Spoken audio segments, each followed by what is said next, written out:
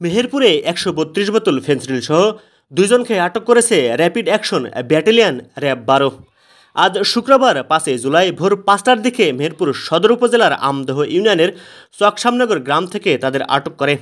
আটককৃতরা হল মেহেরপুর সদর উপজেলার চকশামনগর গ্রামের শামসুল হুদার স্ত্রী সুজান বেগম ও মফিজুল ইসলামের ছেলে লিজন মিয়া।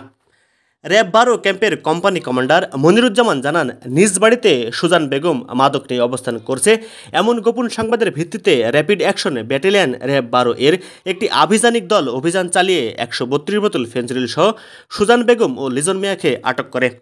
তিনি আরও জানান, আটককৃতদের বিরুদ্ধে মাদকদ্রব্য নিয়ন্ত্রণ আইনে মামলাপূর্বক মেহেরপুর সদর থানায় হস্তান্তর করা হয়েছে।